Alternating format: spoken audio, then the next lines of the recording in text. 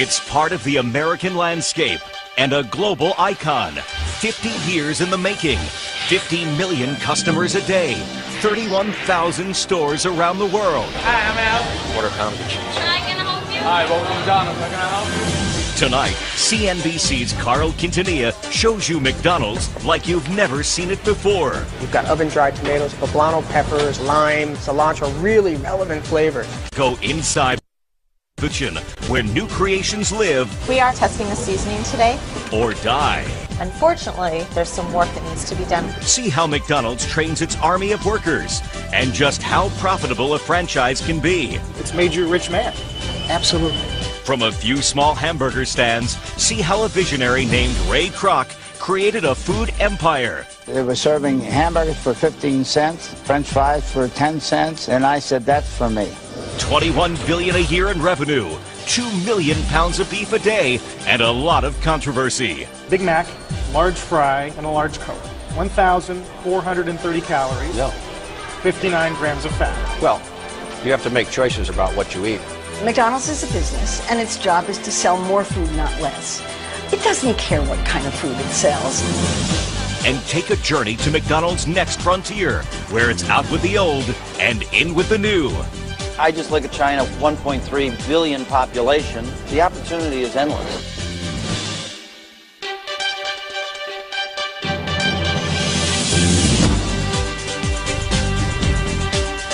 Now the CNBC original documentary, Big Mac, Inside the McDonald's Empire. You're looking at hallowed ground for the McDonald's Corporation. Today, this place, just outside Chicago, is a museum. But in 1955, this was a working McDonald's. In fact, it's the first store ever opened by company founder Ray Kroc. Good evening, I'm Carl Quintanilla. Back in the 50s, you could open a McDonald's with about $30,000. You would have been in on the ground floor for what would become the biggest, most successful, most powerful fast food chain in the world. Today, it could cost $1 million or more to buy a McDonald's franchise, but it can still pay off big time, as we found out when we began our behind-the-scenes look at the McDonald's Corporation with a visit to one of its busiest locations in the world. It's one of the busiest, most congested roads in America, Interstate 95 in Darien, Connecticut. 120,000 vehicles travel north on this stretch of highway each and every day. 120,000 reasons the McDonald's restaurant near Exit 13 is one of the busiest stores in the busiest chain. Thank you very much. You have a great one, all right? In the biggest and most successful commercial food enterprise on planet Earth. Can I help you, sir? George Michel is the owner-operator. A second-generation Mexican-American and graduate of Northwestern University, Michel took over this struggling franchise in 1990, the first of 6 stores he now owns, and where he still does his share of windows and the register. This little baby, I take it home with me. I'm going home. You probably have the keypad memorized, don't you? In my dreams. Yeah? Yeah, this. Can I help you, ma'am? Like thousands of other McDonald's owner-operators, years of working 80-plus hour weeks have made George Michel a wealthy man. Come on, son. Today, he strolls his beachfront property on Connecticut's Gold Coast. That is, when he's not on the phone. Okay, what about the crew? Did everyone show up on time? Or working 14-hour days. Can I help you? And like all successful owner-operators, he has a key partner in his top manager. Take me 3 seconds to fix it for you. In Darien, Connecticut, that's Tyrone Davis. We do a lot of volume, and we do a lot of sandwiches, like fries is the #1 thing at McDonald's. We do a lot of fries. We do a lot of fries. Davis was a rookie crew member when George Michel took over in 1990. 18 years ago, we weren't absolutely sure if we wanted to work with each other. But Davis did stay, and 18 years later, he's operations manager, overseeing all 6 of Michel's McDonald's stores. Taken together, it's an $18 million business with more than 300 employees. Working at McDonald's is commonly dismissed as a McJob, low wages with a staggering turnover. But a good McDonald's manager can earn $100,000 a year or more. And soon, Davis will run his own McDonald's. After nearly 2 decades with George Michel, he's set to become an owner-operator himself. Good. And he expects to do very well. You may not be a billionaire rich, you may not be a Bill Gates rich, but you're going to be rich enough for you to retire early if you want and be comfortable. It's not out of the question that you might be a millionaire. No, it's not. Always check quality. Davis's workday is a marathon of crew supervision. Okay, 167, that's perfect. Beautiful. And customer service. I'm going to give you a refund, okay? Because you waited for your food so long, all right? Davis also keeps vigil over what he says is the most important element in any McDonald's. And it's not the fries. The number one thing. The bathrooms. Why? Number one thing. If your bathroom is dirty, no matter what, you've lost that customer. It's that obsession with detail and efficiency that has made McDonald's Corporation bigger and more profitable than any of its competitors. It's also made it a global behemoth with more than 31,000 stores in 118 countries. Financially, McDonald's is soaring with annual revenues of more than $21 billion. But that's a major turnaround from where the company was just a few years ago. The world's largest restaurant company is not enjoying a happy meal tonight. McDonald's warned that it would post a quarterly loss for the first time ever. In 2002, after years of unchecked growth and a lack of attention to basics, McDonald's announced its first ever quarterly loss. We like to say we took our eyes off our fries. Jim Skinner is McDonald's chief executive officer. In 2002, same-store sales were sliding. Right. Margins were sliding. Right. First quarterly loss ever. Right. What went wrong in that period?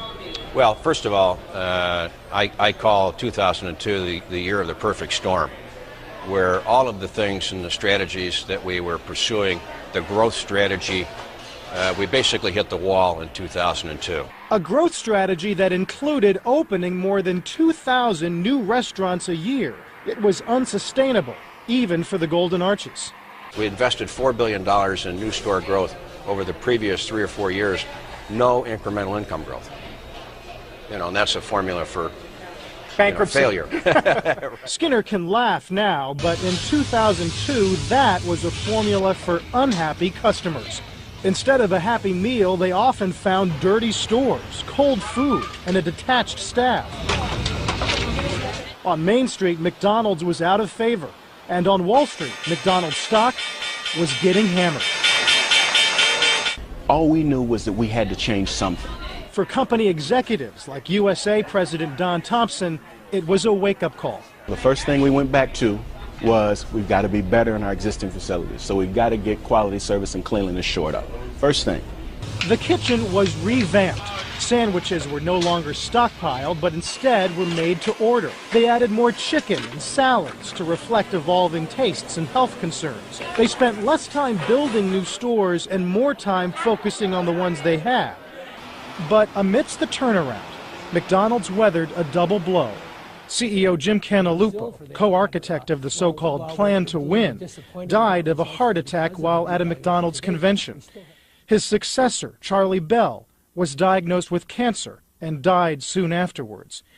Jim Skinner, who started out flipping burgers at McDonald's in 1971, became the third CEO in just 7 months. I think that the mood of the company was one of sorrow, one of disbelief that we would go through 2 such situations in such a short period of time. But the plan was in motion. McDonald's began renovating older stores. And in one of its most successful moves, it launched a line of premium coffees that lured many customers back from Starbucks and helped it solidify its stronghold on breakfast. For McDonald's, breakfast is huge and delivers a quarter of every dollar it makes in the U.S.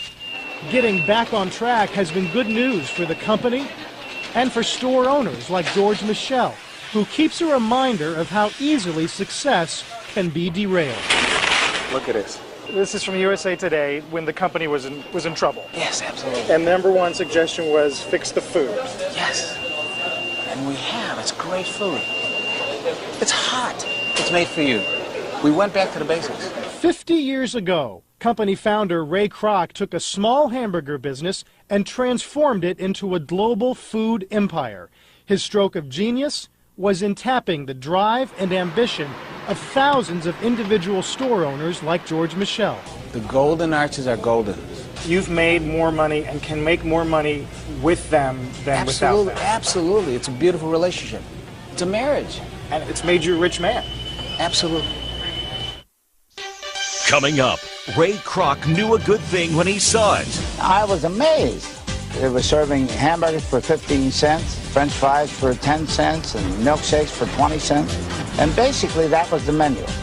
And I said, that's for me. The man who turned a hamburger stand into a worldwide obsession. And when 1.3 billion people get a taste for cheeseburgers, watch out. It could be the #1 market in the world. It could be. When Big Mac Inside the McDonald's Empire continues. Inside the McDonald's Empire. They were California's golden girls of the 40s and 50s, the car hops. Drive-in restaurants were all the rage in car-crazy Southern California back then. In San Bernardino, everybody stopped at the drive-in run by the McDonald brothers. Yes, there really were two guys named McDonald. But even with the cutest car hops around, Dick McDonald realized customers wanted even faster service. We were kind of getting into an age of jet propulsion, and this was really a horse and buggy operation. We knew we had to do something to speed things up. That something was getting rid of everything on their menu except the big money makers, and then making those the way Detroit made cars, on an assembly line. Did you know that our new Forte has the heated steering wheel? Oh, I know. Can I get us over there, Grill Master? Yeah, no problem. You ready? No problem. Hey, can I have a drink? Sure. Chicken ammo too? Yeah. Pretty beverage?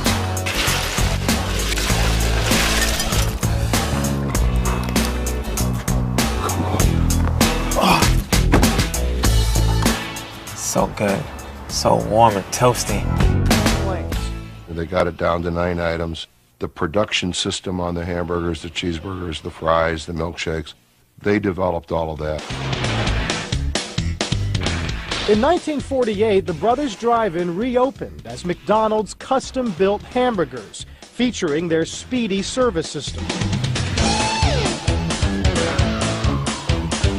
We began to get sales clerks, construction workers, cab drivers, and they loved the speed of it. Boy, they could come in, bingo. Another big factor, the youngsters loved it, so of course when we had the kids, we had mama and papa too. By the early 1950s, the McDonald brothers were earning nearly $500,000 a year in sales. For a Chicago salesman named Ray Kroc, it was a bonanza. Kroc sold multi-mixers, a machine that could make 5 milkshakes at a time. And he'd just gotten an order from the McDonald's for 8 machines. In those days, nobody had 8 multi-mixers in one business. So I went out there, and I was amazed. They were serving hamburgers for 15 cents, French fries for 10 cents, and milkshakes for 20 cents. And basically, that was the menu. And I said, that's for me. In 1955, Kroc signed a contract with the McDonald brothers to be their exclusive franchise representative. John Love is the author of McDonald's Behind the Arches. It was not a very good contract from Ray's vantage point. The McDonald brothers made a lot of money for doing nothing, and Ray made very little for doing everything. That didn't stop Kroc.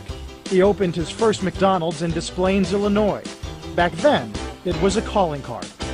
Ray had something he could show and demonstrate, and people could come and look at and get a sense of what the potential was. In 1957, Al Golan became McDonald's first PR man. He's still doing it a half-century later. He talked a lot about getting big, having 1,000 stores, for instance. Do you think he actually believed it was going to happen? No, I don't think so. Because when I would sit with him with an interview in the early days, and a reporter would ask him, well, how many of these can you really open, Ray? And he'd say, we're going to open 1,000 of these someday. And then we'd go outside, and he'd give me a little wink and say, yeah, that'll be the day. Even in his wildest dreams, Kroc didn't think that kind of growth would happen anytime soon. He started slow, demanding consistency. Getting that meat centered on the bun is about the toughest thing that we have to contend with. He was intense about good operations. He was intense about quality of food, intense about fast service, but most intense about cleanliness. Quality, service, cleanliness became the McDonald's mantra, enforced by a management team led by former grill man Fred Turner. Fred was sort of the son that Ray never had, and Fred was extremely important to the company. It was Turner who started a very serious management training program with a very silly name, Hamburger University. While Turner's Hamburger U indoctrinated franchisees, Tom, congratulations. Kroc's financial wizard, Harry Sonneborn, came up with a plan that gave the company complete authority over its operators. McDonald's became every franchisee's landlord. You charge rent on the basis of what the franchisee sold. That put Ray's interest in parallel with his own franchisees. And his franchisees became the real marketing innovators within the McDonald's system. There he goes. A Washington, D.C. owner started using a clown in his commercials. It was the birth of Ronald McDonald, played by none other than Willard Scott. Why? Isn't that McDonald's hamburger delicious? Mom told me never to talk to strangers. Well, your mother's right as always, but I'm Ronald McDonald. Give me a McDonald's shake. Franchisees were also menu innovators, sometimes out of necessity. Cincinnati owner Lou Groen had his store in a Catholic neighborhood, and McDonald's had nothing on its menu for meatless Fridays. So I got the idea I was going to make a fish sandwich. I told Ray about it. He said, I don't want your damn fish sandwich. It's going to stink up my restaurants. Kroc didn't want the fish sandwich because he thought he had a better idea. I said, well, we'll take a slice of pineapple, and incidentally, this is a great sandwich at home. Fix it up. You haven't given up on it, have you? You grill it in butter and put a slice of cheddar cheese on top and one on the bottom, and put it on toasted bun or bread, and they call it a hula burger. A showdown was arranged for Good Friday, the hula burger versus Lou Groen's fish sandwich. Whichever sold the most would be put on the menu. I called up and I said, how many sandwiches did Ray sell? He says, I can't tell you. He says, how many did you sell? I said, 350.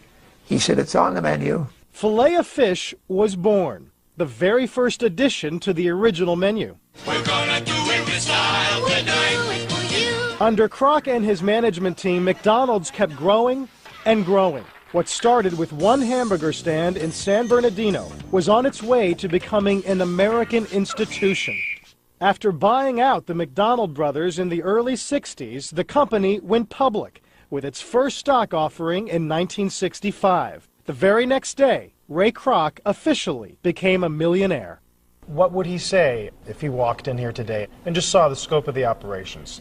I don't think would have dreamt that it would come to all this. Although I must say he did say something. He said, I don't know what we'll be selling in the year 2500, but I know we'll be selling more of it than anybody else. Coming up, go behind closed doors at McDonald's Test Kitchen. Would you have ever thought that you'd see orange glazed into a McDonald's near you when Big Mac Inside the McDonald's Empire returns. Armed with an array of utensils, these chefs are on the go. Slicing, dicing, peeling, mincing, sautéing, searing, and grilling. Mixing robust flavors. It's got a good viscosity. And filling the air with zesty aromas. But this isn't the kitchen at Spago. You know, if you guys smile, the food tastes better. You know that, right? This is McDonald's. When you tell people that McDonald's has a head chef and it's you, are they surprised? Yeah, they are surprised. And I think I'm a hero to a lot of people. Like the 5-year-olds and the 7-year-olds, I'm like, you know. Dan Coudreau, better known here as Chef Dan, is McDonald's director of culinary innovation. Hot time. And if you think McDonald's and culinary innovation don't go together, consider this. Chef Dan graduated at the top of his class from the Culinary Institute of America. He served up some of the fanciest dishes at some of the finest restaurants, including the Four Seasons resorts. When you told people, I'm going to go work for McDonald's, Right. what was their reaction? Why McDonald's? I mean, you know, it's just burgers. Their menu hasn't changed in so many years. That's where I don't think people really notice. I don't think people notice that the fruit and yogurt parfait was introduced, or the triple thick shakes and different flavor profiles have been introduced, or the salads were introduced. Those new items took the fast food giant beyond its core staples of Big Macs, Quarter Pounders, and fries.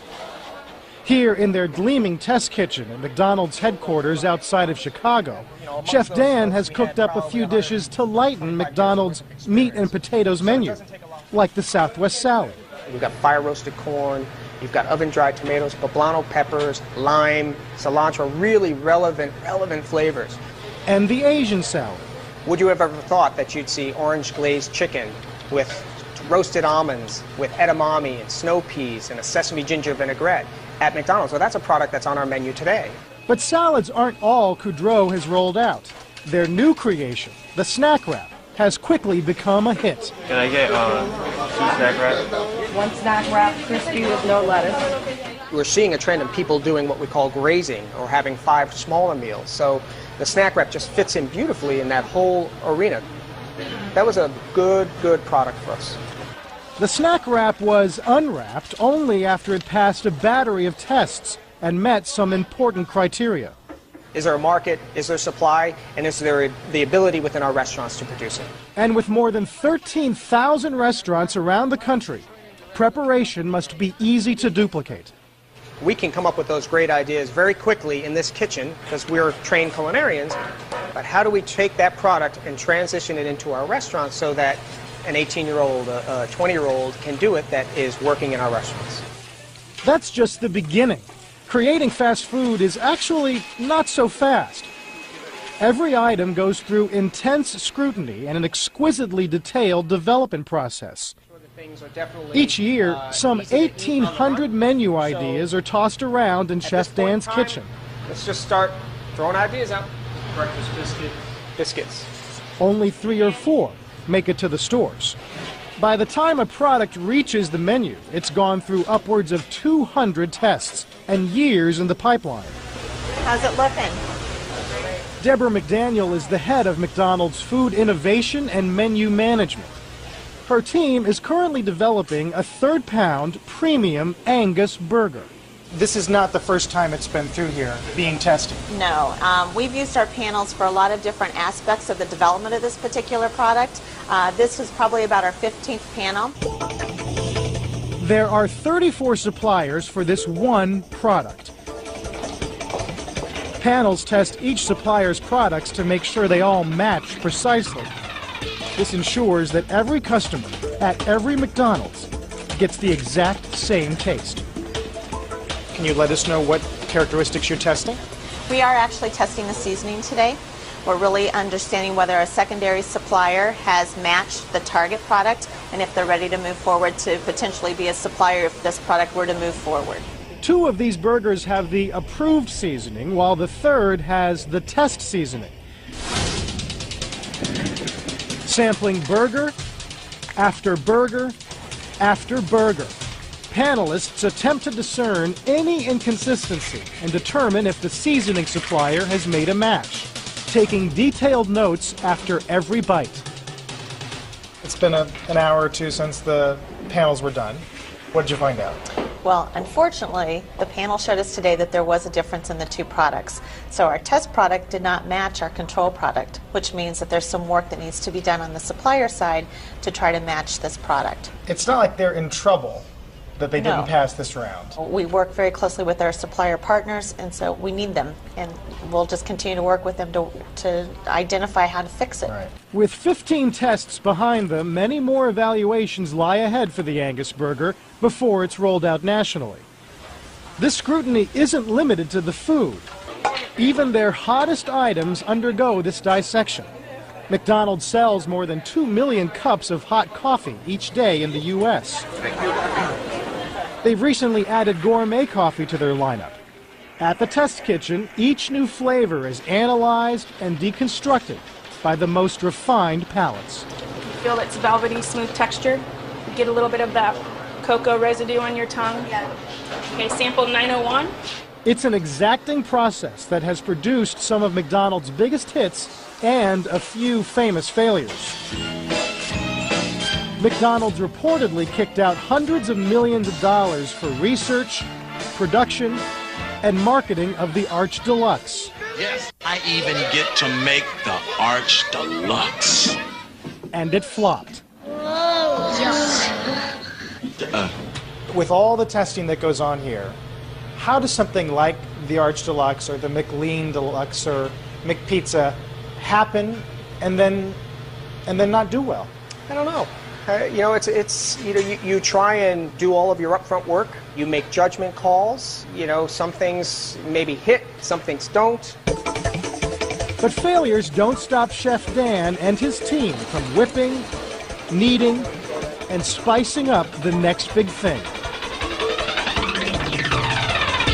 You're going to see things that maybe haven't been around. Lemongrass, is that Forte has the heated steering wheel. Oh, I know. Can I get a soda there, Grill Master? Yeah, no problem. Good way? No problem. Hey, can I have a drink? Sure. Taking that one too? Yeah. Pretty beverage.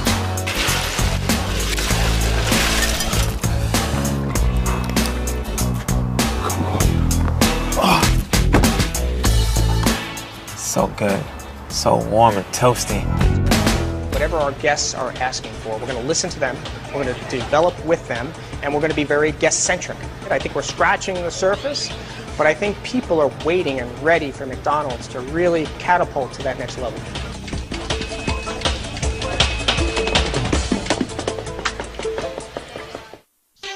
Coming up, millions of American kids overweight. Is McDonald's to blame? There's very clear research showing that when people are served large portions, they eat large portions. And take a journey to McDonald's next frontier. And Mojoshi means I'm loving it. When Big Mac Inside the McDonald's Empire continues. Inside the McDonald's Empire continues. Over the years, as McDonald's has expanded, its portion sizes have expanded too. This McDonald's training film from the 1950s shows the only size burger offered. That was then. Today's largest offering, the double quarter pounder, contains 500% more hamburger meat. Their largest serving of fries has increased by 250%. Facts that stick in the throat of critics like Kelly Brownell, director of Yale University's Rudd Center for Food Policy and Obesity, which is conducting a multi-year study of McDonald's food. The products have grown and grown and grown. There's very clear research showing that when people are served large portions, they eat large portions. Today in the U.S., those large portions, available at McDonald's and elsewhere, so easy, cheap, and tasty, contribute to what is widely seen as an epidemic of obesity. Since 1960, obesity among children and adolescents has more than tripled, and today more than 9 million children in the U.S. are obese. And poor children face the greatest risk of all, says Brownell. If you're hungry and you need to fill up and you don't have much money, you want to go for the greatest number of calories per dollar, and the fast food industry offers a lot of that. CEO Jim Skinner says people don't eat at McDonald's often enough for it to be blamed for obesity. And he says the menu offers lots of items that fit a healthy lifestyle. But the fact of the matter is, for McDonald's, its bread and butter is still meat and potatoes. Big Mac, large fry, and a large Coke. 1,430 calories, 59 grams of fat. Right.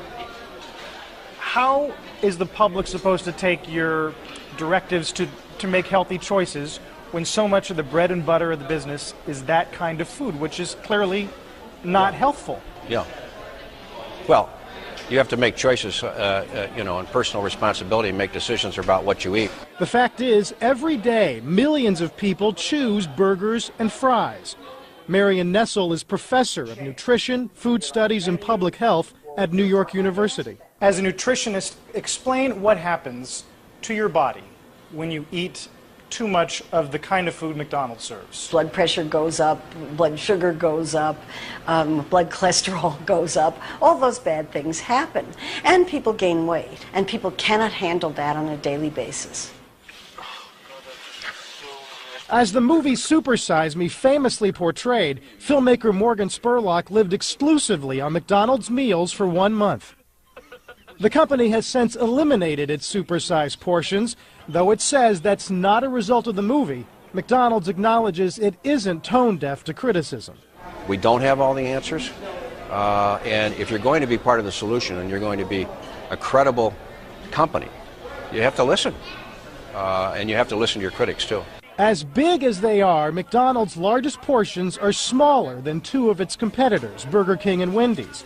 And while many critics credit McDonald's for adding healthy items, some argue that burgers and fries are still the heavyweights. I think it's great that it's selling apples. I think it's great that it's selling salads. But its main focus is on hamburgers, French fries, and sodas. Do you think they're interested in seeing their salads sell or their apples sell well, or do they just want it on the menu so they can say, look, we're trying? I think both. McDonald's is a business, and its job is to sell more food, not less. It doesn't care what kind of food it sells. Can you envision a day when you don't sell hamburgers? No, I think we're a hamburger company, and we'll always be selling hamburgers. McDonald's spends $2 billion in advertising aimed at every demographic imaginable, including, of course, children. McDonald's executives claim Ronald McDonald is one of the most recognizable characters on the planet, second only, they say, to Santa. Ronald McDonald is a means of marketing directly to kids. Did somebody say? That is brilliant marketing. Is it brilliant, or is it manipulative? Of course it's manipulative. Recent research finds that children under the age of 8 can't yet discern the manipulative intent of commercials. The most insidious is to get kids to think that McDonald's Happy Meals, for example, are what kids are supposed to be eating. It's extremely subversive of parental authority. Parents, does not the responsibility lie with them? Of course the responsibility lies with parents. Parents are busy, they're tired, they may not see anything wrong with it. Plus, those Happy Meals feature a constantly changing array of toys. We come here for my son, who really likes the toys. This mother says she and her son frequent McDonald's twice a week. He starts yelling, McDonald's, let's go to McDonald's, you know, and he doesn't stop screaming until we agree to stop and eat often. But McDonald's says its marketing to children is headed in a healthier direction. Mary Dillon, global chief of marketing, says it hasn't marketed burgers and fries directly to children in 2 years, and she points to their promotional tie-in with the movie Shrek the Third. Okay, kids, now go outside and play already. The Shrek promotion, frankly, represents the single biggest promotion we've ever done on fruits and vegetables and milk. So how much of an answer or a retort is that to critics who say you're still pushing the core products, which hamburgers, fries, and shakes? Well, first of all, you know, we're proud of our core products, but I would say to those critics, judge us on our actions. We are selling more fruits, vegetables, and milk than we ever have before. Do consumers get it yet, what you're trying to do when it comes to healthy choices? I think, frankly, you know, consumers don't really understand what we're all about. Why? Why don't they understand? You got $1 billion at your disposal every year. Yeah. Why hasn't it sunk in? Not really sure why, except to say that we know we have opportunities to help make, for example, moms even more aware of the offerings that we have. Like this commercial featuring healthy choices for Happy Meals. But unless you specify the alternatives, McDonald's Happy Meal still comes with the fries. And some studies are finding that most people have no idea of the calorie content of their meals. Like these guys who've told us they've eaten lunch at McDonald's every weekday for 2 weeks. They've never seen any of the calorie or nutrition information that McDonald's provides on the backs of tray liners, Never knew it was there. in brochures, at their website, a toll-free number, even directly on the packaging. And most people don't take the wrapper and read it. They just crumble it up and throw it to the side, just like I did. Critics say once the burger's in your hand, you've already bought the calories. 600 calories for mine. And that was just a cheeseburger and chicken nuggets. Wow. There's a growing movement fueled by scientists and city and state governments to require McDonald's and other fast food chains to list calories right up on the menu board. But McDonald's is fighting back hard. After New York City mandated that restaurant chains list calories, McDonald's joined a lawsuit to block the regulation. Still, Skinner says McDonald's wants to be part of the solution. If the obesity issue in America is something that needs to be solved, McDonald's is big and powerful. We can make a decision and be helpful relative to those solutions. I will give McDonald's credit for making some positive changes, and in some ways they've been ahead of their competitors in that regard. But you can't overlook a tidal wave of bad food that they're selling to the world with a few drops of goodness that they're doing. Coming up, communism meets capitalism on McDonald's Next Frontier, when Big Mac Inside the McDonald's Empire returns. Inside the McDonald's Empire. Same hamburgers, same fries, same drinks. You might think you're in Dallas or Detroit, but this is China. 2 decades ago, McDonald's was largely unknown here, except as a symbol of the decadent West. But a capitalist revolution has swept through the People's Republic. And today, mainland China, still officially communist, is home to 800 McDonald's restaurants, with 200 more in Hong Kong. And 我就喜欢 means I'm loving it. Jeff Schwartz is loving it too. He's CEO of McDonald's China. When you look at the map, can you imagine how many stores might be in China one day? I don't need to look at the map to imagine that. I just look at the 1.3 billion population. You know, easily we're talking 10,000 restaurants, 15,000 restaurants as it continues to develop. So the opportunity is endless. Yeah. Endless, but not effortless. That's why Schwartz and his boss, Tim Fenton, spend so much time in China, on the road, in the air, and on the move. 3 weeks out of 4. Fenton is president of McDonald's for Asia, the Middle East, and Africa. There's no one at McDonald's with more experience moving into new markets. Mistakes we've made in the past, you don't open just one store. You get 3 or 4 or 5 deals done, build them consecutively, train the crew consecutively so you save on the money. So when a truck goes out from the distribution center, it's not carrying one store, it's carrying the products for 3 to 5. When McDonald's first opened in China in 1990, these streets were clogged with bicycles. But prosperity's brought an explosion in car ownership. However many headaches that may mean for Chinese drivers, McDonald's saw an opportunity called drive-through. It was the very first drive-thru. We opened in November of 2005, so it's been about 18 months. Very, very successful. First drive-thru, not just for the company. For anywhere in China. So anywhere at all in China. So drive-thru was a brand new concept anywhere in China. In fact, drive-thru was such a new concept in 2005 that many Chinese didn't know how to use it. We have a lot of traffic, and I'm walking around, they pick up the food, and then they went in and parked their car, they brought the bag of food and they went inside. And I watched this happen several times, and I said, I think we might have a problem here on how the Chinese use the drive-thru. Which meant that Chinese crews not only had to learn how to run a drive-thru, but had to teach their customers how to use one. They're very good about holding their hands out, and, stop here. Is this something that you train your crew? When the car comes by? You don't train her crew to greet customer with the hand out of the window. This way they will train their customer of how to use drive-thru. But still, some customers don't catch on as fast as others. Well, he's coming in the exit side, this BMW here. That's part of the training sometimes about with a drive-thru. Yeah.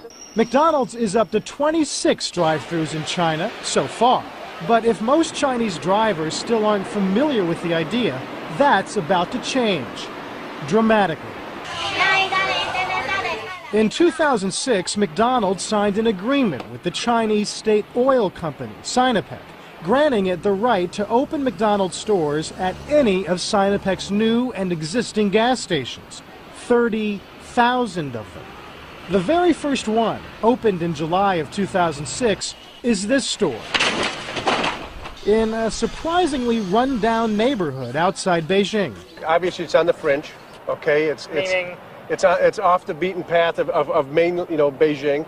So it's a suburb coming out. It's a little grittier. Yeah, it's a little grittier, but it's like an oasis to me.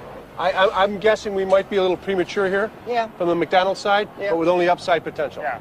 That, in a nutshell, has become a key part of McDonald's expansion strategy in China. The willingness to bet on an area that may not be ready for McDonald's yet. But with China, the world's fastest growing economy, McDonald's is banking on neighborhoods like this being a good gamble. It's really not that difficult. You look at a developing area, you see where it's going. You see the corners, you see the retail, you see the apartments and the condos coming in. You can spot an up-and-comer. Yeah, we've done a lot of real estate. We've done it like 34,000 times. Tell me about what this neighborhood looked like before this store was built. Nothing was around. These buildings right here were half built, and there was nothing behind there. But you looked at the site layout, and they said, well, the shopping mall's going here.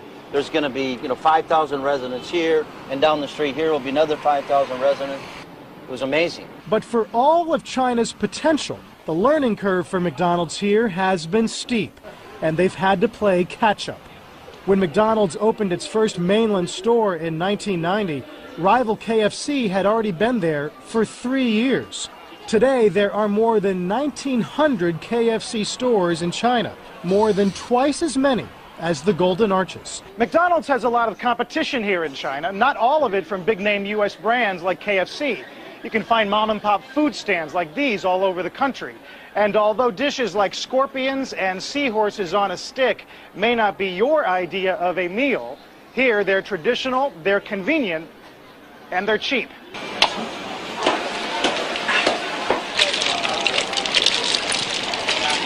A short walk through any Chinese city reveals a kaleidoscopic array of foods, tastes, and textures. Adapting the McDonald's menu to palates used to foods like these is the job of McDonald's corporate chef, Leslie Bailey. Now, this is the value pork burger. He spends his days in a Hong Kong food lab that McDonald's calls the Forbidden Kitchen. We're going to test this in 40 stores. It's got a good fit to it. What makes it hard? Is it the sauce or even the patty? No, the patty itself. It's seasoned with Sichuan pepper. That is good. Yeah? That is a good sandwich. With the cucumber. Wow. Taste, convenience, and price are important in China, just like in the U.S. But the issue here that trumps them all is food safety.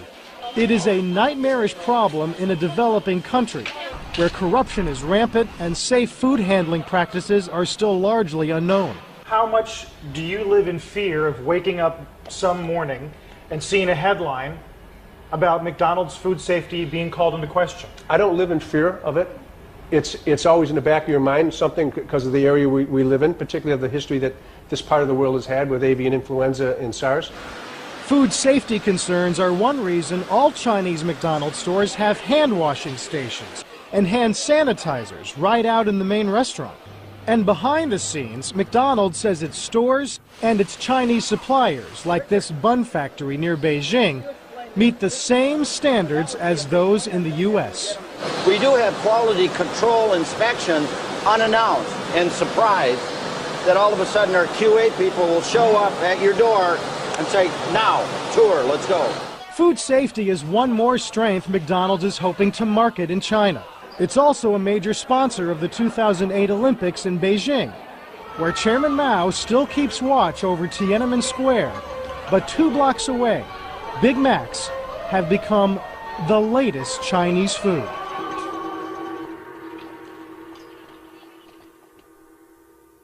With more than half of its stores in foreign countries, McDonald's has long since given up trying to count how many burgers it's sold.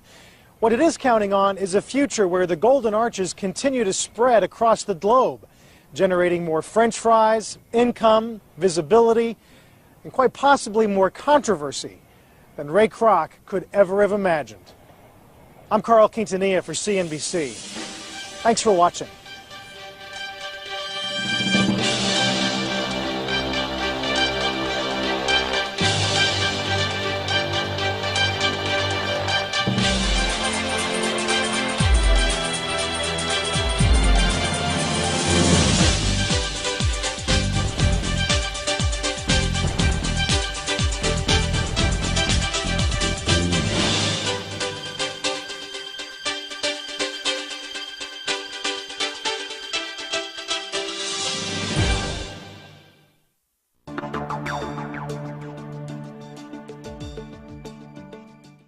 watching a CNBC original documentary on CNN.